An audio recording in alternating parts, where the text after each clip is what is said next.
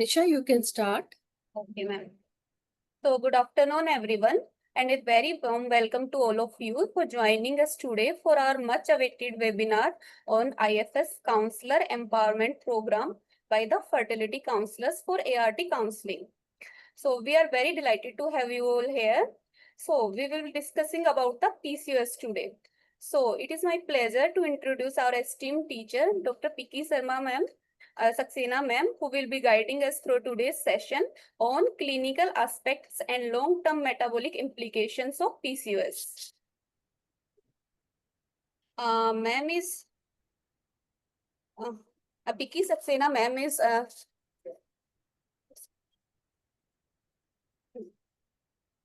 excellent.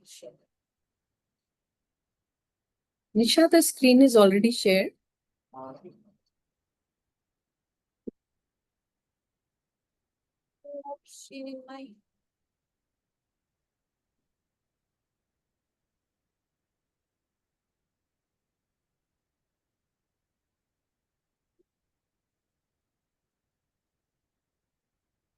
I'm next is not coming next. Nisha, I'm sharing my screen. You have some problem with your screen, na? So I had shared my screen. You can start. Okay. Ma'am, slide is not shifting. Is my screen visible? Yes, ma'am, but yes, ma'am. So, Piki Saxena ma'am is National Coordinator of Counselor Empowerment Program of IFS. Ma'am is winner of 34 gold medals in national and international conferences, editor of 11 books, and has published more than 250 articles and more than 450 invited talks. Ma'am is chairperson of AOGD of Infertility and Reproductive Endocrinology Committee from 2024 to 2026 and executive member of IFS. Ma'am is convener. Dr. Nisha, thank you very much.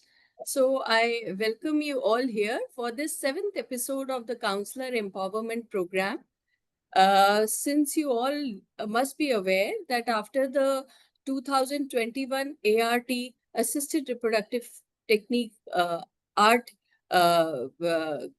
Act came up, it was mandatory that each and every IVF center should have a counselor. The importance of the counselors was then emphasized. But the problem was that most of these places, we do not have trained counselors, because even if a person who is doing MSc psychology is not given training about what is art, what is ART, how is IVF done, what are the procedures, the legal things, and the anxiety during the long anxiousness during the long journey of success and repeated failures coming up and showing up in the clinics. So there was a lot of confusion. There were some people who were just, the secretary in the IVF lab, or the doctor, or the embryologist who were doing this counseling job. So it was our president, Dr. Pankaj Talwar, who conceived this idea of starting this counselor empowerment program. And here we had a journey where we were holding hands, clinicians, psychologists, embryologists. We all came together and we formed teams so that we cover each and every small uh, building block, so that there is no loop unturned and we are able to go through the journey and make it simpler and safer for the patient. So Dr. Pankaj Talwar is the president of Indian Fertility Society. He has been conferred PhD in clinical embryology by Rajasthan University. He's director of iSeat, iHoma, and iConsult. And as you can see, sir has 23 years of experience in infertility and IVF. And all these are the books which have been published by sir. Another thing I would like to say is that he's very innovative and he is always thinking of new ideas. So just as he has created this empowerment program for the counselors, we have a similar program for the nurses and for the young Turks. Next, I want to recognize and put on record the positive person, Dr. Shweta Mittal Gupta, who is co-director and unit head in the Center of IVF and Human Reproduction at Sir Gangaram Hospital. She is an astute clinician and is also very, very positive and progressive. I'm so happy to have with me Dr. Geeta Khanna, who is the Scientific Director of the ART Unit and High Risk Pregnancy Unit and Endoscopy Surgery Unit of the Ajanta Hospital and IVF Center at Lucknow. She's the mentor of the Counselor Empowerment Program. And another very, very famous personality, Dr. Poonam Nair. She's a clinical psychologist and convener of the SIG Counseling Psychological Support Program. Ma'am is a renowned teacher and a clinician and is really sought after at many of the national and international conferences, ESHRE, ASRM, and is regularly invited to give her talks. And along with her, we have Dr. Poonam Kashyap, who is a young budding psychologist, very active and very enterprising. And today we have with us a very important doctor, Dr. Nimisha Kumar. She's a senior consultant and psychologist trained in cognitive behavior therapies. And she's a founder president of the Indian Association of CBT and president of the Asian CBTs Association and founder director of the Ascend Psych Care. And Dr. Nimisha, we have very little knowledge about CBT, at least me and most of the clinicians. So we are really looking forward to your talk with us today. So today we are going to focus on a very important topic, which is polycystic ovarian syndrome. It is known as a syndrome because it has number of problems associated with it. The reproductive problems, endocrinological problems, metabolic problems, and hormonal problems. So very common scenario. 24-year, I'm taking a very, everyday example who walks into our clinic with infertility. This was a 24-year-old woman. She was having a BMI of 30. As you can see, she's obese. She had her menarche, that is, she started her periods at 13 years of age. Periods were very irregular, and she used to have very heavy bleeding. The other thing is that she had a lot of dark hair growth on the face, back, and over the anterior abdominal wall and also on the breast. Her mother had a history of type 2 diabetes and she was married for 5 years and they were trying to conceive for last 4 years. So this is a very common scenario.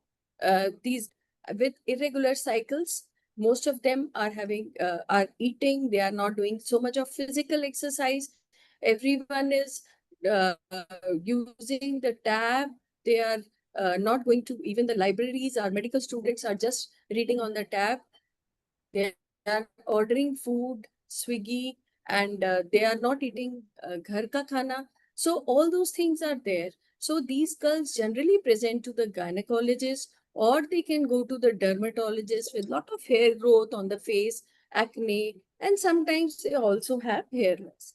As they grow up and they get married, they land up with this problem of infertility.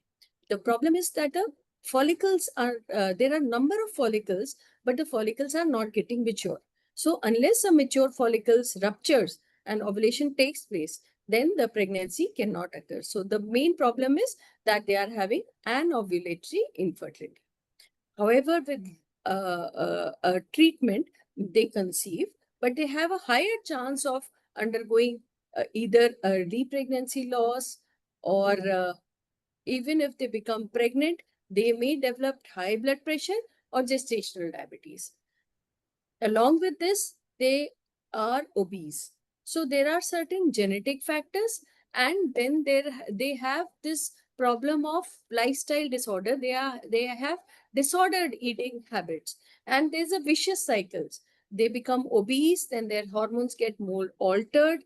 There is hormonal imbalance, and that is why they are suffering from metabolic problems, which I'm going to discuss, and even malignancy like breast and endometrium are very common.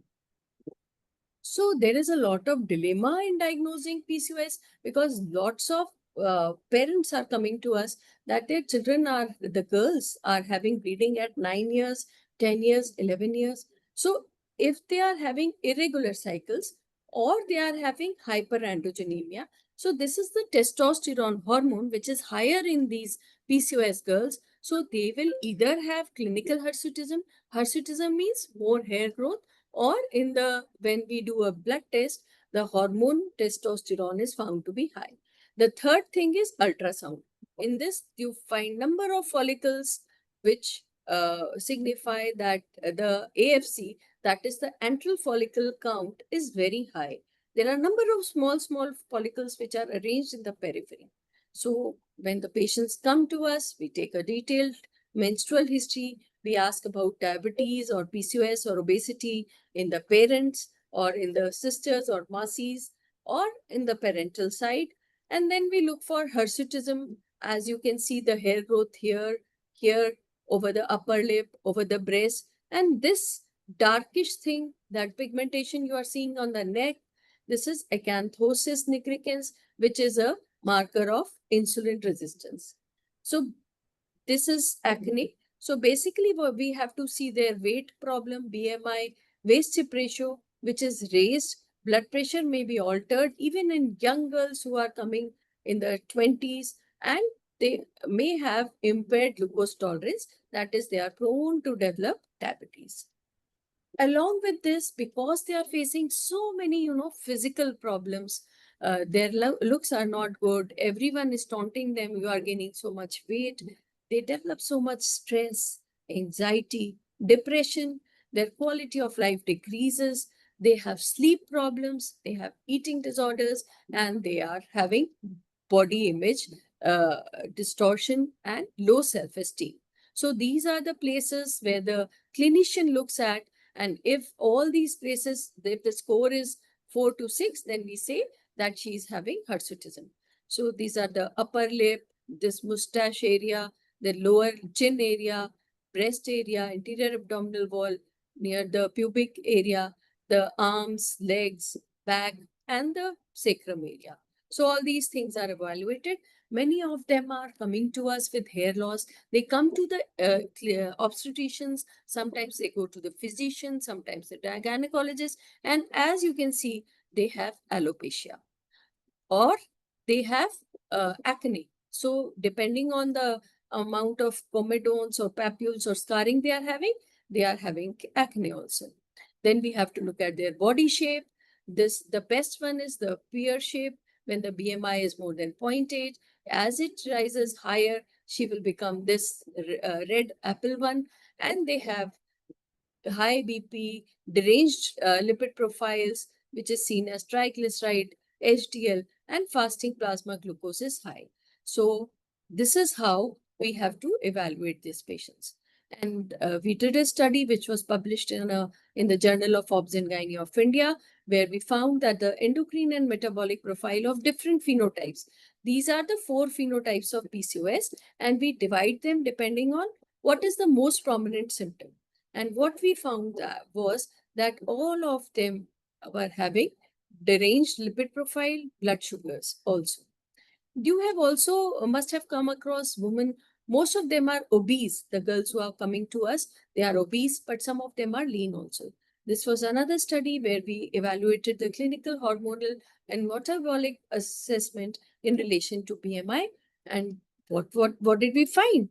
That the insulin resistance was high even in thin patients, and they also had higher family history of diabetes, impaired glucose tolerance, deranged lipid profile. The medical complications which are associated with PCOS, obesity, which starts in the beginning and it's a vicious cycle because obesity is related to estrogen, leptin, which are deranged in this. It is by a very high estrogen level, which is also going to lead to impairment, increased endometrial thickness in the uterus. And that is why they bleed so much. And later on, because of chronic exposure of estrogen, which leads to a thicker lining in the uterus, they are also prone to develop endometrial cancer. So they develop gestational diabetes mellitus as they grow old, type 2 diabetes, dyslipidemia, sleep apnea, non-alcoholic fatty liver disease, metabolic syndrome, elevated CRP, heart disease, and advanced atherosclerosis. So we have so many, lifestyle modification is the most important, and otherwise we have pharmacotherapy.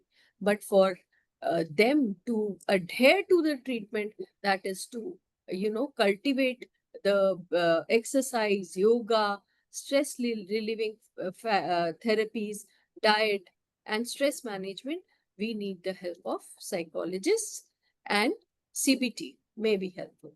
So I will stop here, stop sharing here, and I will hand over to Dr. Nisha for carrying out the rest of the program. Dr. Nisha is the master of ceremonies for this program, and I hand over to Dr. Nisha for proceeding. Thank you so much, ma'am, for such a detailed description of PCOS and its clinical implications. Now, without further ado, I want to invite Dr. Poonam Nair, ma'am, for the counseling approaches in PCOS patients. Poonam Nair, ma'am, is.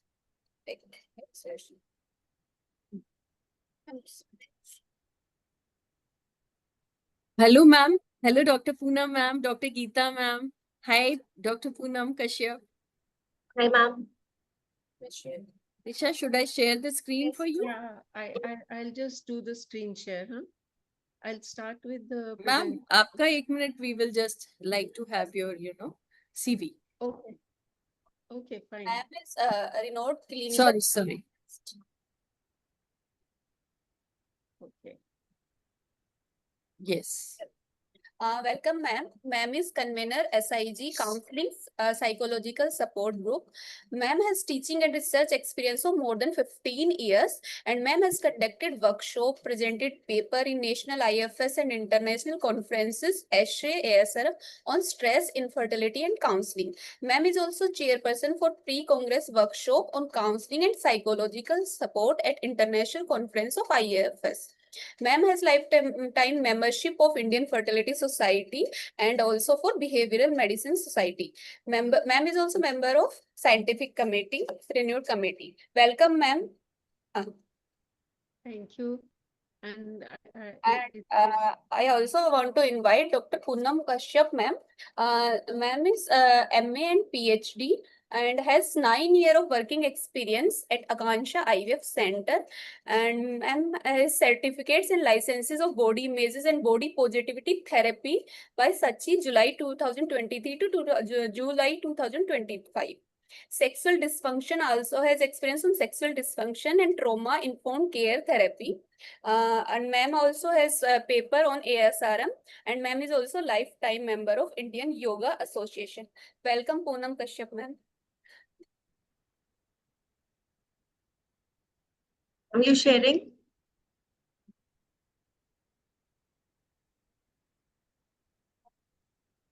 Poonam, ma'am? Ma'am, slides. 1 minute, we'll share. Can you see Dr. Poonam, ma'am? I think She we have was lost here only. connection. Yeah, she was there, but Yes. I think ma'am will be joining. So we also have Dr. Geeta, ma'am, here. So Dr. Geeta, would you like to say something to encourage our counselors or say something for the program today? Poonam, Hi, will you call Dr. Poonam Nair, ma'am, once? Yeah. hi, friends. So I have been associated with this program since last 1 year, and commendable work is being done. Dr. Piki, hats off to you, and you have taken such a delicate, it's a delicate yet very important aspect of treating infertile couple, and that is called counseling, and that also on a scientific basis. That's very important.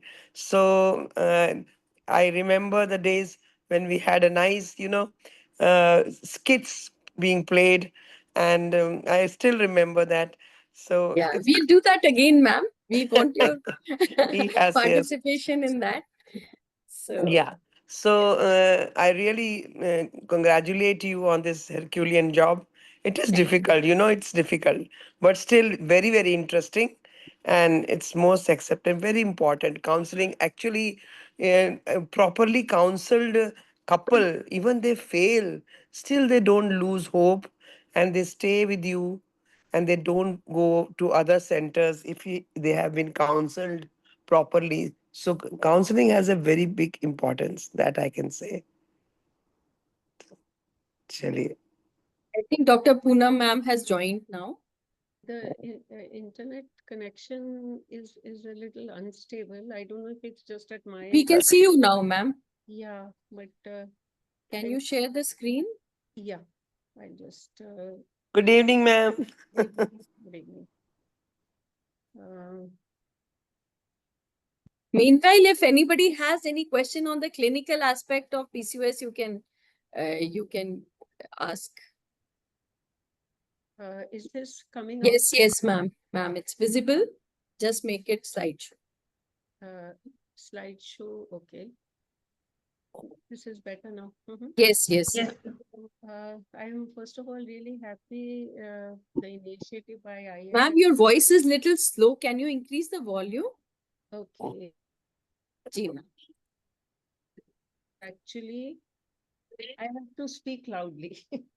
I'm on keyboard. Yeah, yes, ma'am. So basically, thank you, Dr. Picky, because we are entering a new horizon in medical field where throughout the world, there is a lot of talk on integrating the mind and the body. Nobody is just looking at the biological parameters alone, because no matter how perfectly you engineer the process of IVF or any medical treatment, if the person's subjectivity is disarrayed, the hormones and the entire body tissue response is going to get altered. So it's a very important process in the entire treatment, whether we have fields like psycho-oncology and so many other fields where the WHO is saying that you have to run parallel with the medical treatment, and a professional counseling is essential for that. Um, so here we'll be talking about approaches in PCOS, and we'll be covering three aspects. One is the Ma'am, psychological. please make it slideshow again. वो फिर से गड़बड़ हो गया. Okay. So we are going to talk about we'll be anchored on three things. One is understanding the psychological features of PCOS. I think Dr. Piki has already covered a lot of it in such depth and detail that, and then we will be talking of approaches to lifestyle counseling, because like you rightly said, the clinician puts two words at the end of the prescription: lose weight. Does the patient lose weight after that? No. If you ask them, can you give up these foods? They said, I'd rather take all the medicines, have my dal makhni and butter chicken. Let me enjoy life while I can. So this is a kind of situation which often happens in the clinic. And there is a need for systematic, structured counseling for lifestyle process. Otherwise, it does not take place.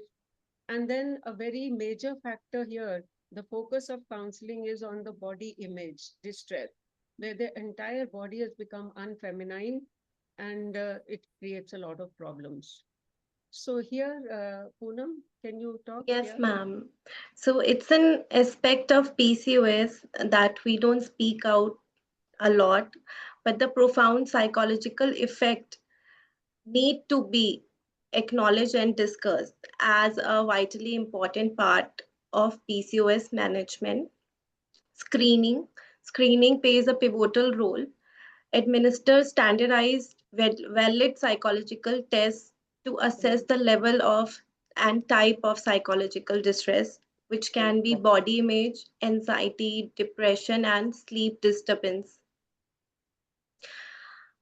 Poor body image, hyperandrogenic syndrome sets the stage for psychological distress, in which acne, hirsutism, male body pattern here, and obesity, disturbed sleeps comes in poor body image.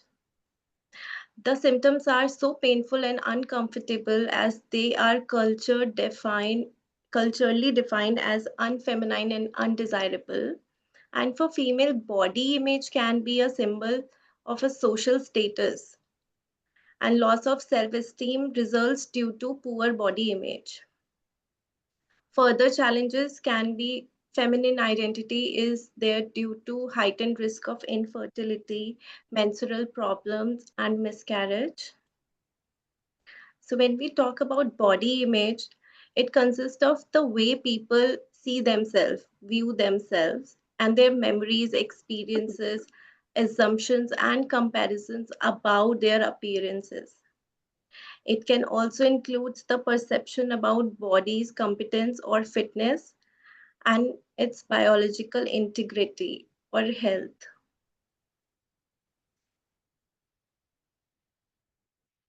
Ma'am.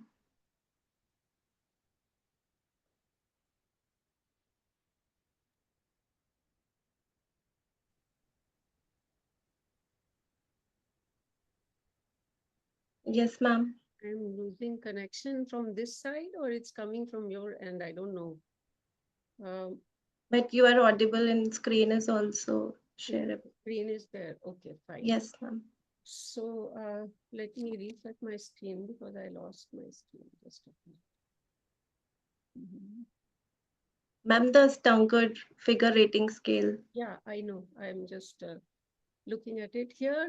When we talk about body image, it's not just a qualitative kind of thing. There are many scales to measure it. And when we measure the dimensions of body image, we have very clear guidelines for counseling. Basically, one such scale, for example, that is given here is where they measure qualitatively as well as quantitatively the difference between a person's uh, actual figure as they see it and what is their ideal figure. So once that is there, I'm not able to just let me start screen sharing again. 1 minute. Okay.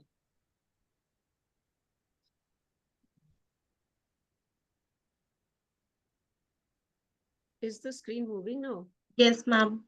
Okay. Are you moving it, Poonam? Can you move? Okay. I So here we are talking about various aspects of body image, that is appearance evaluation, how the person evaluate themselves and what is their appearance orientation, what is their orientation towards their own physical health. Please remember that the PCOS has multiple physical issues, and these issues start right from adolescent and they go till menopause. So their orientation towards their physical fitness, their illness also changes. There is a sense of loss of control over their physical health and well-being.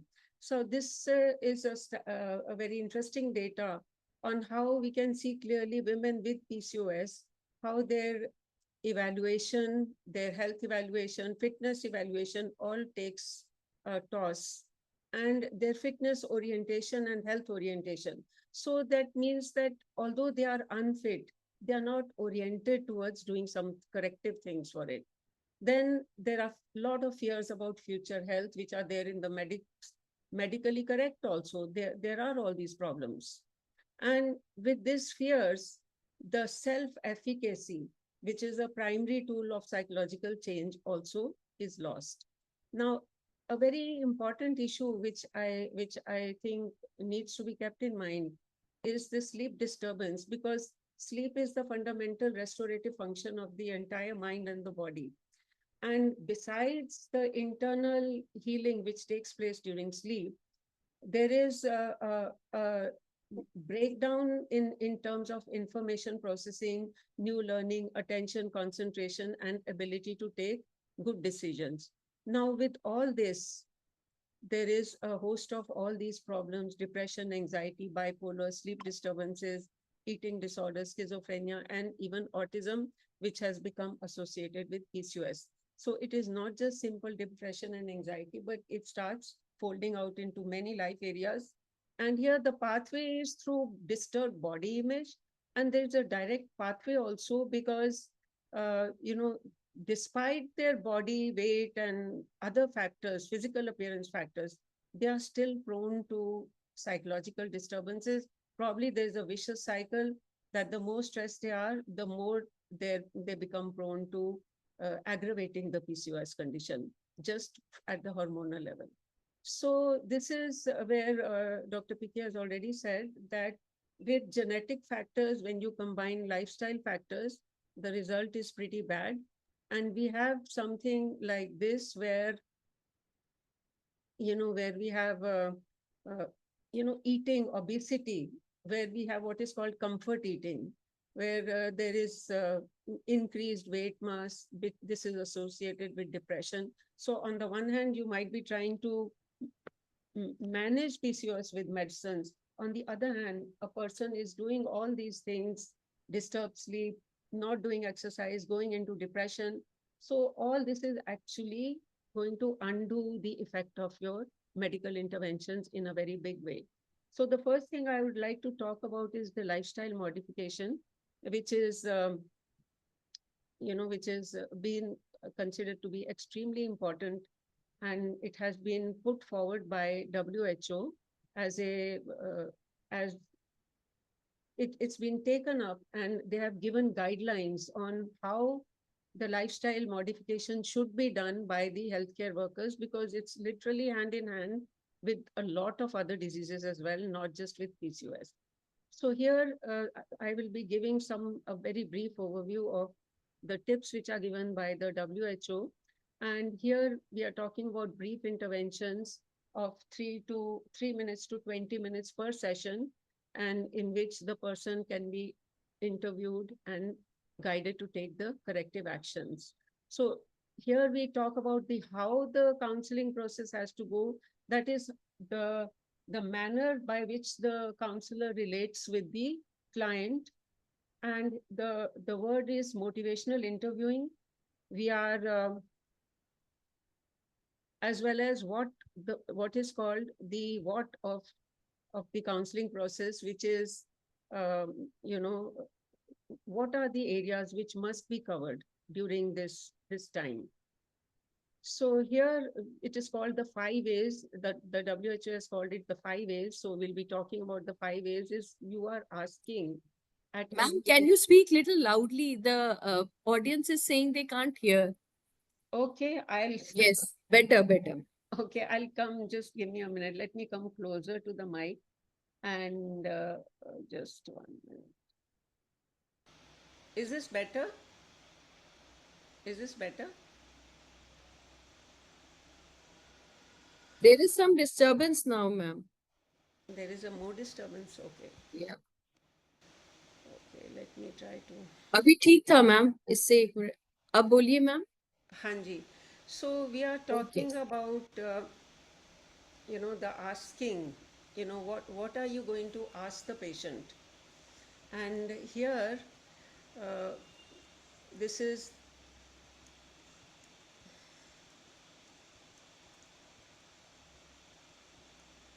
that is, what are the relevant risk factors? So this is something you need to remind at every visit.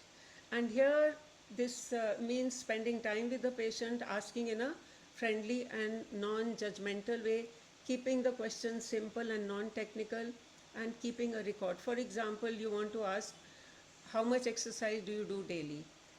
Or how is your day generally? Can you tell me more about your daily routine? So instead of just writing a prescription that do this, do that, you ask them where they actually stand today. And after that advice, because as healthcare worker, we have a authority, patients will listen to you, and you inform them in a clear, simple, and a proper language. They do listen to your advice. After listening to the advice, what do they do with it? The next phase is you assess how ready they are to make the change. So how do you assess that? You ask directly, are you ready to have a change? Are you ready for more physical exercise, or stop smoking, or change your lifestyle? And second question you ask is, do you think you will be able to make the change?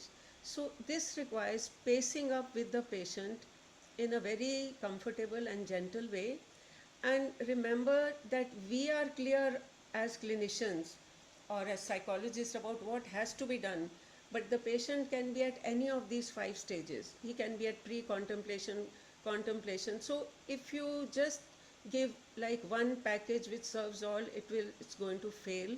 Without individualizing your counseling, it's going to be a waste of time for you as well as the patient. So after you assess, you have to know whether the person is in this yellow box or not. If he is or she is in this yellow box, that means further work is needed. And the work that is done is, one method is to use decision aids. And these are decision balance worksheets which can be used by the counselor. And the questions are asked in sequence 1, 2, 3, and 4, where with in detail brainstorming session, you have to discuss, for example, if there is no change in your lifestyle, what is good about it? It's comfortable, it's nice, it's easy, or it fits in with my hectic routine, or so on and so forth. So next you ask question 2, what is the downside of status quo? Now here, this is like motivational interview, you know the answer, but we are making them do their own thinking and bring out their own answer, so that they are convinced from within. They are going to move with their conviction, not with our conviction. Third is, what is the downside? Suppose if you change, what all is going to happen here? You know, you might have to get up early, you might have to give up on your favorite foods, or maybe, you know, adjust some things, some favorite activities of yours, or so on. And then you like, what are the advantages? So the person who is to whom you are counseling has to go through stage 1, 2, 3, 4 in this sequence. The idea is to build with him a mental schema or a mental framework which can be his or her inner guide. So after that process is done, you can help to develop a plan, practical counseling that focuses on, again, there is a lot of repetition. Not one time telling about the risk factors, this has to repeat. It's literally like teaching a person a new skill, there has to be repetition.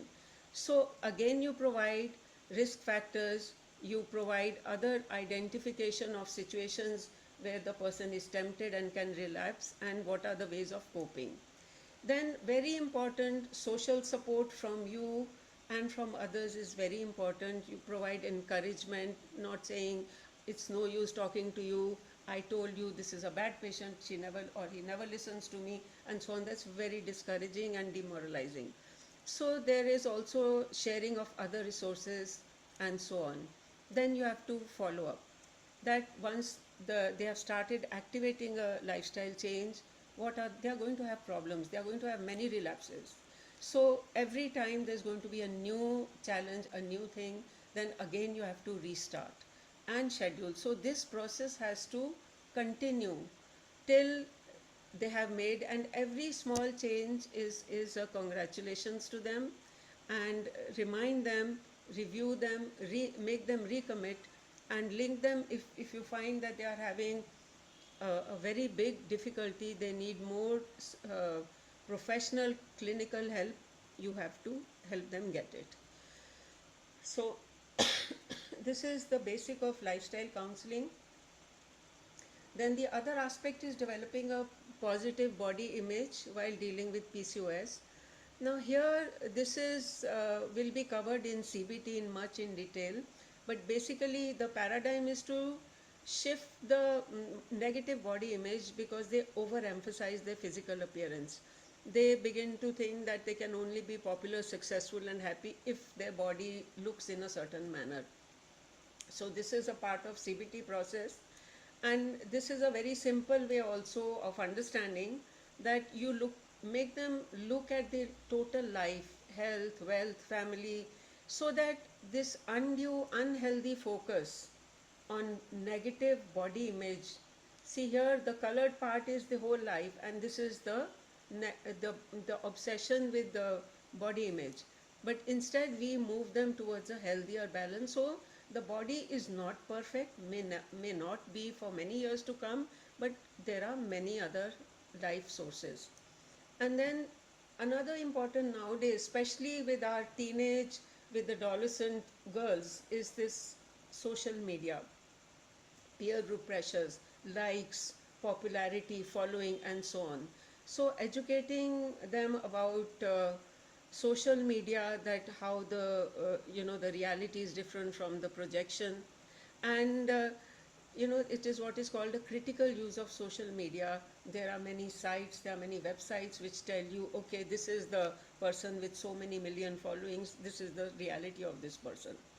So, what is called mindful media use, mindless scrolling, turning off notifications, detect fake contents, and telling the friends. This is very important, especially for the younger age group.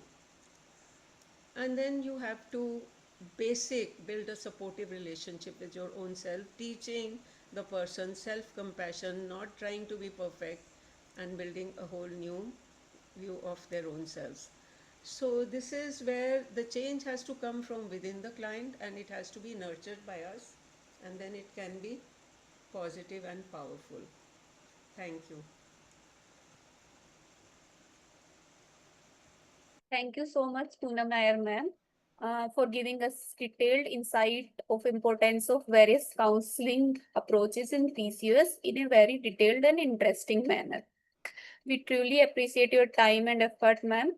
And now, without further ado, I want to invite Dr. Nimisha Kumar, ma'am, for cognitive behavior therapy for women with PCOS.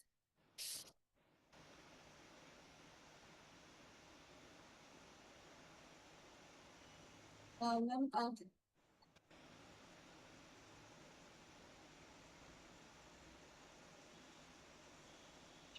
Dr. Poonam ma'am, can you stop sharing your slides so that Dr. Okay, Nisha? I'm going to Yes, stop. All right. that was a beautiful talk, ma'am. We as clinicians just tell them about the pharmacotherapy and also tell them that you have to follow lifestyle management, which is very, very important. So we tell them that you have to do 150 minutes of walking, yoga, swimming, whatever is possible in their socioeconomic strata, or dancing, anything, and eat. But it is very simple to say it, but very difficult to follow. So I think you gave a very good, idea to us how to go about it. But we don't have that much time, and we are not so much experienced in it. So I think again this lays emphasis on the point that we need to have psychologists and CBT specialists to take this very important task in hand. So now I want to welcome Dr. Nimisha Kumar, ma'am. Ma'am is senior consultant psychologist and a trained CBT therapist in New Delhi. She has a PhD in psychology, and ma'am is the founder president of the Indian Association for CBT, president of the Asian CBT Association, and founder director of S and Psycare. Ma'am has over 20 years of experience in clinical practice, teaching, and research. Ma'am has her own practice in New Delhi, where she uses CBT for a number of mental health concerns and provide training and supervision to students and professionals from diverse backgrounds. Welcome, ma'am. And ma'am will be telling us about the cognitive behavior therapy for women with PCOS.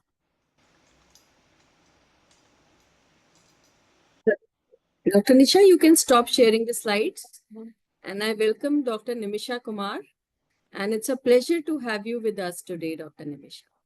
Thank you so much. A very good evening to everybody, and a big thank you to the Indian Fertility Society for inviting me for this small interaction.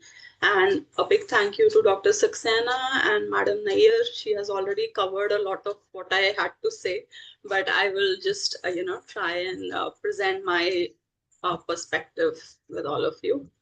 So I hope this is visible. Yes, ma'am. Yes. Right. So before I start, I just want to say that counseling, it has a very important role in lifestyle diseases, and Madam Nair is already doing a very great work. But cognitive behavioral therapy is sort of, you can say it as a specialized form of counseling. So we have a framework, a model within CBT, and we have a very structured approach which we follow. And CBT can be used not only for mental health issues which are related with PCOS, PCOD, but also through the indirect routes of changing their behavior and giving them more control over their emotions. So I just have an overview and I'd be happy to present that. Okay. So what is CBT? The World Health Organization recognizes CBT as a valuable tool for improving mental health and well-being generally, and also promoting it as a part of comprehensive approach to mental health care. And I think all of you, the Indian Fertility Society, is also trying to give a comprehensive approach to the management of PCOS. So a cognitive behavior therapy basically looks at the interplay between our thoughts, which is the cognitive aspect, feelings, which is the emotional aspect, and the behavior, and helping individuals to understand how these elements are interconnected and how they can influence each other. So CBT tries to equip individuals with practical skills and techniques to manage their emotions, thoughts, and behaviors in various situations. And while it is a very structured therapy, it can be tailored to meet the specific needs of the individual and their circumstances. And that's why it is a very good approach to follow with lifestyle diseases as well. So these are some of the papers, and I've seen that there's a lot of research which has happened with cognitive behavior therapy and mental health aspects of PCOD. So if anybody is interested, they can go through this.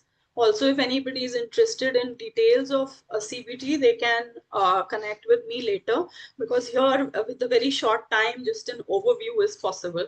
So I always like to present, my talk with the thought about the biopsychosocial model, which has already been mentioned. So whenever we look at an individual, the trend nowadays is to look at it in terms of a holistic understanding. So when you look at the biological aspects, you also have to look at the psychological aspects, which is very important. And like Dr. Picky was pointing out, that sometimes adherence to the advice, adherence to the treatment regimen and the behavioral management becomes very difficult with people, especially young adults and girls. So understanding their temperament, their personality, and the way they cope, and the background they come from in terms of their social context is very important for doctors as well. And along with the biopsychosocial model, I would say that vulnerability and risk factors are very important to be looked at for any individual. So why is it that some people develop PCOD and others do not, right, of the same age? Or why do people fall sick and others even grow out of? So for example, during COVID, a lot of people developed anxiety and they developed a lot of mental health issues, while some people came out even stronger out of COVID. They developed a resilience. So it's very important to look at the risk and protective factors for each individual. Now, this is a core concept of CBT. So here you have a picture in which two things are visible. I don't know if all of you can figure out both the things. So the idea is that if you switch your perspective, you can either see a young girl here, where my cursor is, right, with her neck piece here. Or if you change your perspective, you can see an old woman here. So perception is an active state of the mind, right? That's the reason why we don't assess a particular situation in the same way. We all have our different reactions based on our perception. And that is the basic idea behind cognitive behavior therapy, where we say that we have in the world, we have a lot of incoming information, different situations and events that happen. But how we appraise those events, how we interpret those events lead to how we feel about them and what we end up doing. So there is a big connection between information, interpretation, and emotions and behavior. So as you all have already talked, stress has a very important role in PCOS. So basically we can look at the direct effects of stress, which are, on the hormonal system, on the immune system. And there are also indirect effects through behavior. So what the person chooses to do, like Dr. Picky was saying that, young girls, young people are very attracted to junk food, or they may be very attracted to social media. So depending on the kind of behaviors they are choosing to do, that will impact indirectly how they transact stress in their life. When we look at the mental health impacts of PCOS, the research says that there is an increased risk for depression and anxiety. Body image issues are there, which have already been pointed out. There can be general stress and emotional distress, which can further exacerbate and increase the already existing so many physical problems that they have. There may be also effects on the cognition of the person, so research has found, and these days neuropsychological research has found, that there can be profound cognitive effects, as a result of prolonged stress. And sleep disturbances can directly and indirectly also contribute to mental health problems. So what are the CBT strategies? What do we do basically in CBT? This is a slide that I'll just use it to summarize. So basically in cognitive behavior therapy, first of all, we assess the person and we form a outline, a model of the person in terms of how they are thinking about things, what behaviors they are doing, what emotions they are facing. And then we do a lot of psychoeducation, which is basically giving a lot of information and building their awareness. So giving information about the physical disorder which they are having, also giving them information about the mental health aspects and the emotional aspects of that disorder. Then secondly, we do normalizing and validating, where we tell the person and make them feel as if, they are okay. It's not that they are a patient and something is wrong with them. And there are many people who have PCOD. In fact, every second, third women you meet these days have, any gynae problems. Okay, so we normalize it. We validate it by giving an empathic response and showing an understanding and care, which doctors anyways, they do a lot. We work on increasing their self-awareness. So, how do you usually tend to think when you get triggered? What do you usually tend to feel when you get triggered? What do you end up doing when you get triggered? So we are always focusing on thoughts, feelings, and behavior, and the connection between them in different triggering situations. And also we help the person become aware of their own temperament, their lifestyle, their choices. And like Madam Nair was talking about the stages of change model.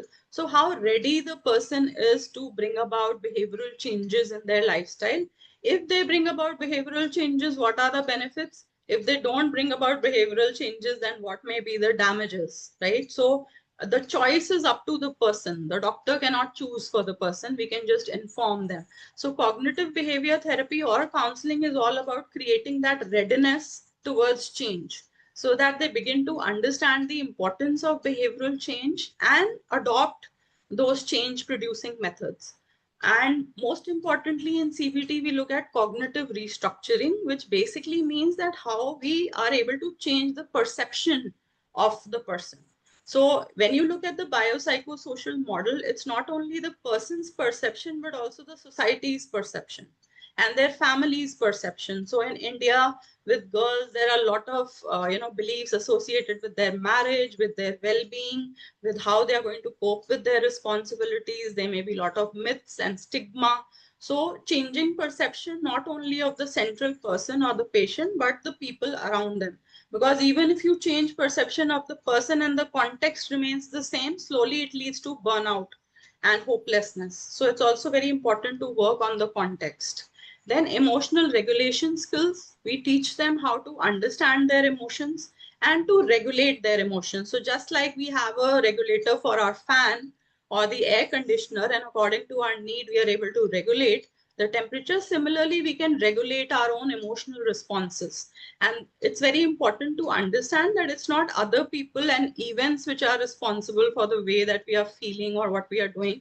It's ultimately ourselves. So it is also about empowering ourselves towards change. Then a lot of behavioral management through identifying maladaptive cycles and turning them into adaptive cycles. So for example, if you are stressed and if you notice body hair, then you are feeling very bad about yourself, you're feeling negative, you might try to withdraw socially. You may not engage with conversations, you may not engage with people, you may eat comfort eating, you may not sleep. So all these behavioral patterns, how are they contributing to worsening of your symptoms over time? or worsening of your lifestyle. And then how can we change this maladaptive cycle into an adaptive cycle? So we are focusing on behavioral management as well. Then coping is very important. How each person copes with stress is very individualistic. So we need to understand that what are the support systems of the person, what is their usual coping, is it emotional coping, is it problem solving that they engage into, is it spirituality, what is it within their family and within their network, the resources that they can utilize for coping, and also teaching them problem solving skills. Basically that a lot of the times there are environmental issues. For example, you may have career related tensions, you may have academic problems, you may have relationship problems. So learning how to manage your life problems with very good life skills. So in cognitive behavior therapy, the major focus is changing perception, emotion, and behavior, but also a whole lot of general lifestyle changes and coping behaviors that is targeted. Thank you so much. Thanks. Thank you so much, Nimisha ma'am, for such detailed description of role of cognitive behavioral therapy in PCOS patients.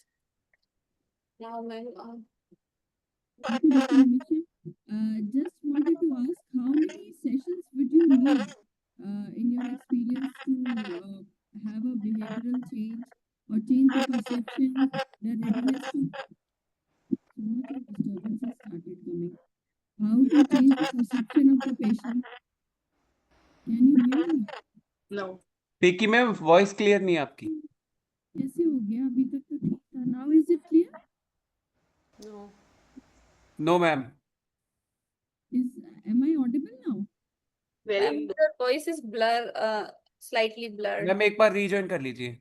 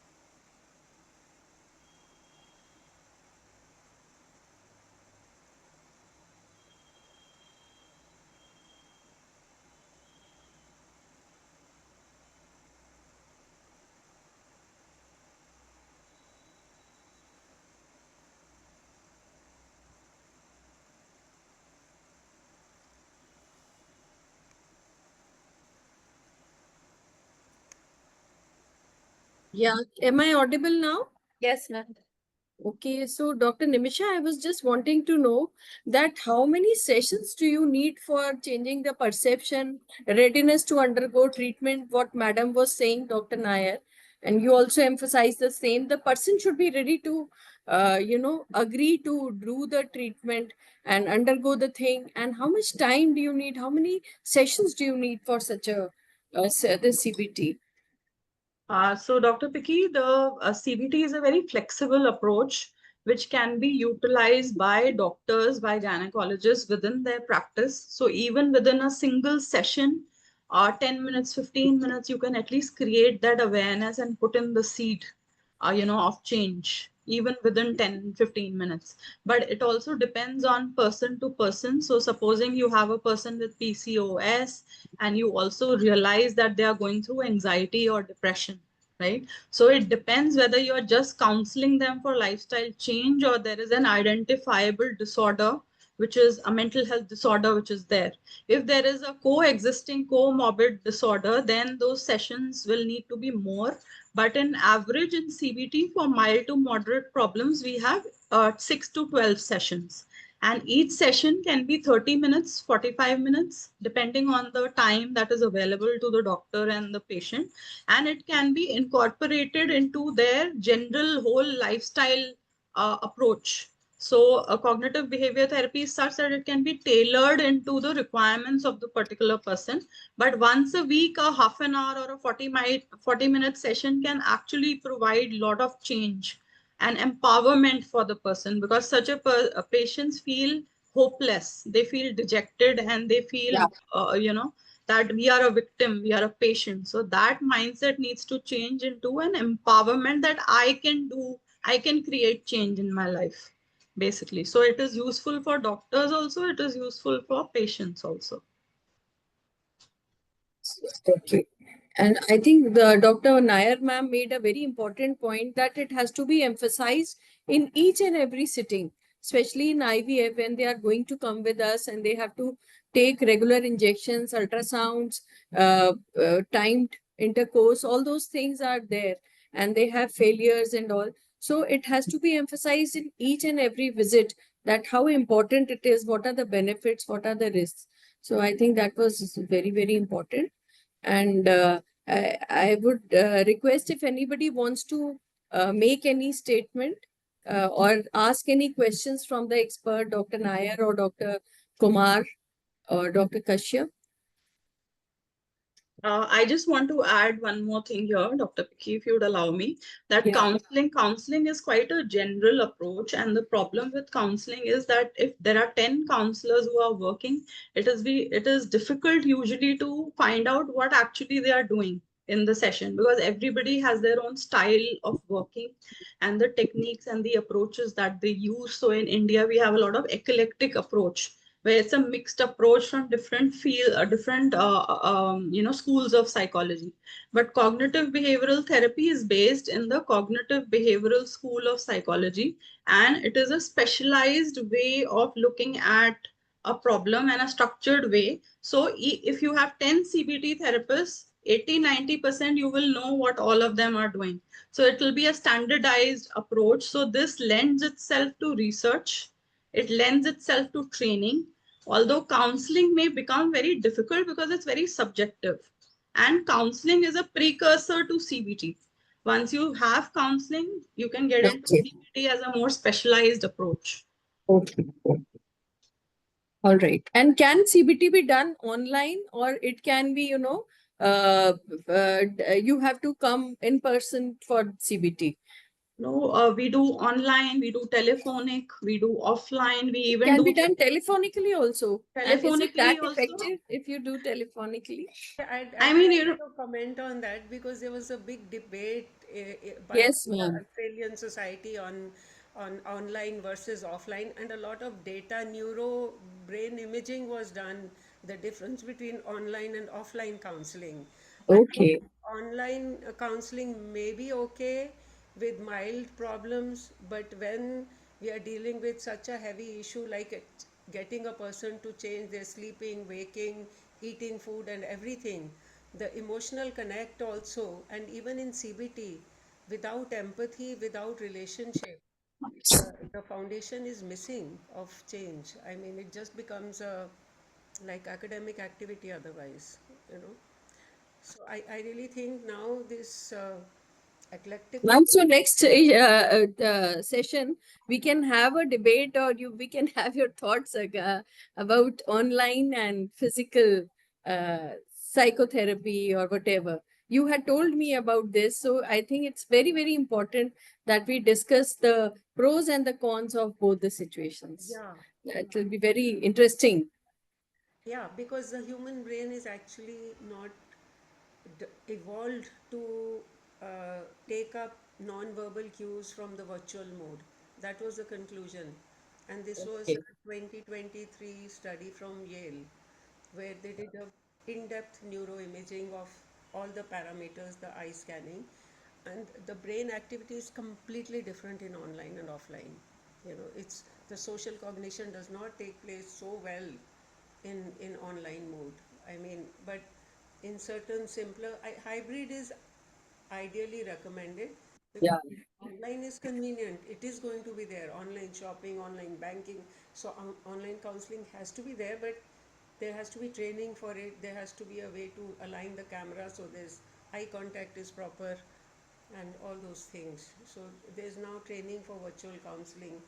which is as important as offline counseling. I think it's One more thing, Dr. Kumar, I just wanted to, you said that the doctors can be trained for CBT. So how do you, how much time and how do you take training for that? So I For mean, counseling? yeah. So at the Indian Association for CBT, we not only have training programs for therapists and counselors, but we also have capacity building. We have training for nurses, GPs, Oh, psychiatrists. So we do customized training. So if there is a group of, for example, 10 gynecologists and we want to do a small CBT course, they can tell us how much time they have available and what is the outcome that they are looking for. According to that, we can customize CBT training for them. And since we are a part of the Asian and the World Federation for CBT, we have a number of resources and network to our disposal. In fact, our world body is also connected with the WHO. So we also great. have access to a lot of free resources which we can share with practitioners, which we can share with clients and patients. So it becomes a useful addition to what you're already doing. That's wonderful to know. And I will add you in the this our empowerment program WhatsApp group, and you can give details of how to contact you, or if we can have a small group, where we all can be, taught how to do it. And ma'am, Absolutely. Dr. Nair, ma'am, also, ma'am, how can you not give training to the doctors also to do a bit of counseling and all? A group training, how to, like you told today about the 5 A's and about the process. I think it will be very, very nice if we can have a small group of, gynecologists here, and we can improve our counseling skills, because everyone is not lucky enough to have Dr. Nair or Dr. Kumar in our centers to do the counseling. So it has to be us and a few counselors who are not trained. Basically, the idea is to train people. So it will be great, Dr. Nimisha, if you can share that information. And Dr. Absolutely. Nair ma'am can also guide us regarding this. yeah. I'm anytime. Okay, okay, ma'am. So, Anytime. Dr. Geeta ma'am, are you there? Would you like to give some concluding remarks? I now see the importance of having CBT trainings and courses. And I think even in regional conferences or CME, a session should be sponsored Yes, on from your counselor empowerment program, actually. yes, And yes, ma'am. every CME should actually have, especially any CME being under the head of IFS, should have this program, and local regional doctors to be trained, as you told that all the gynecologists, they should be trained. They should first of all themselves understand the Yeah, importance. Once the clinician will understand the importance, only then they will implement. I see so important the importance to that level, that maybe a busy IVF center or ART center may require more than 4 5 counselors at a time, having nice, I mean, small little discussion chambers of their own. chambers. Yeah, and Actually, yeah, we must think of that also. And we can talk to our president for that. And this yes. CME, all the CMEs which are held under the day long CMEs under the head of IFS, they should at least one small little counseling program, and it could be even done by two people together. See, Yeah. one, because sometimes when it is new, the even audience will not be able to put nice questions. So one should be at the question end and the other should be at the answer end. So Yeah. I think I'm able to make you understand, as you were doing here. Yes. I was that time I was just thinking of, okay, could it be done in this way? And because then they will understand the importance. And first the clinicians, because everybody now wants to enter into ART practice, all the youngsters also, youngsters especially. But the problem is with them that they have no patience. they Yeah. they have no patience. They directly hit to doing a pickup and ET and let them go. Was that's all. That's to increase the number of pickups and increase the number of FETs or ETs. And they don't understand how much mental torture or mental problem stress the couple undergoes after failure or even after difficult IVF cases. There are so many difficult IVF cases, though even during before they actually go into the procedure. So all these things at various stages, I think they really need counseling and giving by in the whole centers should be having from the counseling team. They should be having your the pamphlets and the audiovisual system running in your centers, telling about the different scenarios. As you told this time, you took Yeah. PCOS, so endometriosis, fibroids and adenomyosis. So difficult, all different situations having different. You can have the sessions for all these clinical Yes. things separately. Yes. We'll do that, ma'am. Thank you so much. Mm. And a big thanks to all the speakers and all the delegates who have joined and Dr. Nisha for conducting the program. And thank you one and all. And I talked to Dr. Pankaj Talwar if we can have a CBT and a counseling. Dr. Poonam Nair is anyway, for so many years, we have been requesting, sir has been giving her the charge to do that counseling workshop in the Fertivision, That's understanding the true. importance. And ma'am Yeah. has been doing a great job. And No, that I is heard why her. I I think heard ma'am, her you in are more popular Aspire than also. Dr. KD also. You are Yeah, being yeah, called yeah. more frequently than sir. And I'm sure Dr. Nimisha, this was an excellent session. And thank you one and all. And take your leave. So hats off to your team. Thank you, ma'am. You are the guiding source. You are the mentor. Thank you so much. Thank you, ma'am. Bye bye. Bye. Bye. Bye.